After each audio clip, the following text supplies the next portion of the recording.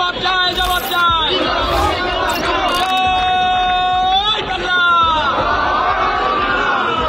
ইসকনের বিক্ষোভ সমাবেশে জয় বাংলা স্লোগান। উগ্র ধর্মীয় সংগঠনটির কাঁধে ভর করে পুনর্বাসনের ষড়যন্ত্র করছে ক্ষমতাচ্যুত আওয়ামী লীগ, আর আওয়ামী কুকৌশলকে এগিয়ে নিতে কাজ করছে ইসকন। এটা সনাতনীদের সমাবেশ, এটা হিন্দুদের সমাবেশ, এটি বেদের অনুগামীদের সমাবেশ। ইসকন ও আওয়ামী লীগের এই ষড়যন্ত্রে শুরু হয় 25 অক্টোবর। চট্টগ্রামের লালদিঘি ময়দানে সনাতনী ধর্মাবলম্বীদের নিয়ে সমাবেশ করে বাংলাদেশ সনাতনী জাগরণ মঞ্চ। এদিন সনাতনীদের সঙ্গে নিষিদ্ধ ছাত্রলীগ, যুবলীগের নেতারা যোগ দেয়। 25 তারিখ সনাতনীদের ওই সমাবেশে বক্তব্য রাখেন উগ্র হিন্দুত্ববাদী সংগঠন ইসকনের মুখপাত্র চিন্ময় কৃষ্ণ দাস ব্রহ্মচারী। সেদিন থেকে শুরু হয় ইসকনের সাম্প্রদায়িক দাঙ্গা সৃষ্টির পায়তারা ও আওয়ামী লীগকে রাজনীতিতে ফিরিয়ে আনার ষড়যন্ত্র। ষড়যন্ত্রের অংশ হিসেবে 5 নভেম্বর সহিংস হয়ে ওঠে ইসকনের সদস্যরা। চট্টগ্রামের এক মুসলিম ব্যবসায়ী ইসকনকে সন্ত্রাসী সংগঠন উল্লেখ করে ফেসবুকে পোস্ট দেয়। শুধুমাত্র ফেসবুকে পোস্টের জেরে কয়েকশো উগ্র হিন্দু ওই মুসলিম ব্যবসায়ীকে তার দোকানে অবরুদ্ধ করে রাখে। এ সময় দোকান ভাঙচুর ও মালামাল লুট করে নেয় ইসকন সদস্যরা।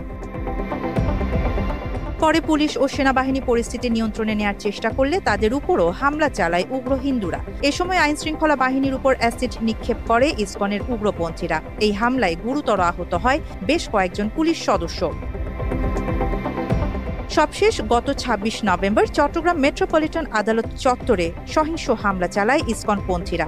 রাষ্ট্রদ্রোহিতার মামলায় ইসকনের মুখপাত্র চিন্ময় কৃষ্ণকে গ্রেপ্তার করে আদালতে তোলার প্রতিবাদে এই হামলা চালায় তার অনুসারীরা। এ সময় সাইফুল ইসলাম আলিফ নামে এক আইনজীবীকে নৃশংসভাবে হত্যা করে হিন্দুরা। এছাড়া আদালত চত্বরে থাকা কয়েকটি যানবাহনে ভাঙচুর ও অগ্নিসংযোগ করা হয়।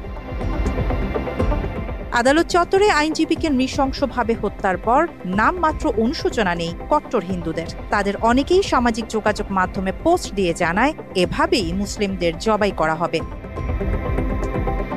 এমন সহিংস মনোভাবের জন্য বিশ্বব্যাপী ব্যাপক সমালোচিত ইসকন সমর্থিত এসব হিন্দুরা। কট্টর হিন্দুত্ববাদী ধারণা প্রতিষ্ঠার জন্য বিশ্বের বিভিন্ন দেশে ইসকনের কার্যক্রম নিষিদ্ধ ও কয়েকটি দেশে সীমাবদ্ধ করা হয়েছে। এদের মধ্যে সৌদি আরব, ইন্দোনেশিয়া, মালয়েশিয়া, সিঙ্গাপুর ও রাশিয়ায় নিষিদ্ধ এবং তাজিকিস্তান, উজবেকিস্তান, কাজাখস্তান, তুর্কিমিনিস্তানে ইসকনের কার্যক্রম সীমাবদ্ধ করা হয়েছে। সম্প্রতি বিভিন্ন সহিংস ও সাম্প্রদায়িক দাঙ্গার সঙ্গে সম্পৃক্ত থাকার অভিযোগে বাংলাদেশে ইসকনকে নিষিদ্ধের দাবি উঠেছে। যে সংগঠন এই হত্যার সাথে জড়িত তাদের নিষিদ্ধ করার দাবি জানাচ্ছি। ইসকন নিষিদ্ধে সুপ্রিম কোর্টে গতকাল আইনি নোটিশ পাঠিয়েছেন আইনজীবী আল মামুন রাসেল। নোটিশে বিভিন্ন দেশে ইসকন নিষিদ্ধের বিষয়টি তুলে ধরেন তিনি। সাধারণ হিন্দুদের উপর নিজেদের বিশ্বাস চাপিয়ে দেওয়ার চেষ্টা করছে এবং নিম্ন শ্রেণীভুক্ত হিন্দুদের জোরপূর্বক ইসকনের সদস্য বানানোর অভিযোগও করেন তিনি। ইসকন এই যে সংস্থাটা আছে এটা অলরেডি 10টা রাষ্ট্রে নিষিদ্ধ এবং বাংলাদেশেও তারা তাদের সন্ত্রাসী কার্যক্রম চালিয়ে যাচ্ছে। ইসকনকে নিষিদ্ধ করা রিটের শুনানি হয়েছে আজকে। শুনানিতে আদালত জানিয়েছে এটা রাষ্ট্রের দায়িত্ব। রাষ্ট্র এ বিষয়ে সর্বোচ্চ গুরুত্ব দিয়েছে, তাই আদালতের কিছু করার নেই বলেও জানানো হয়। এ বিষয়ে গণমাধ্যমের সঙ্গে কথা বলেছে রিটকারী আইনজীবী। আদালতের আদেশে আমরা খুবই সন্তুষ্ট। কোর্ট বলছে যে যেহেতু রাষ্ট্রযন্ত্র এখানে সর্বোচ্চ চেষ্টা দিয়ে তাদের আইনশৃঙ্খলা পরিস্থিতি নিয়ন্ত্রণে রাখছে, এটা আসলে ধন্যবাদ পাওয়ার যোগ্য। ইসকন নিষিদ্ধের রিটকারী আইনজীবী আল মামুন রাসেল অভিযোগ করেন সিকিম ও হায়দ্রাবাদের মতো বাংলাদেশেও সাম্প্রদায়িক দাঙ্গা বাঁধিয়ে দখলে নেওয়ার চেষ্টা করছে ভারত, আর এতে সহযোগিতা করছে ইসকন। হায়দ্রাবাদ অথবা সিকিমের মতো যদি একটা রাষ্ট্র তারা প্রতিষ্ঠা করতে পারে, এদেশে যদি দাঙ্গা লাগাতে পারে, তাহলে তারা খুব সহজে বাংলাদেশটাকে দখল করে নিতে পারবে। এদিকে ইসকনকে সন্ত্রাসী সংগঠন আখ্যা দিয়ে নিষিদ্ধের দাবি জানিয়েছে সুপ্রিম কোর্টের আইনজীবী সমিতি।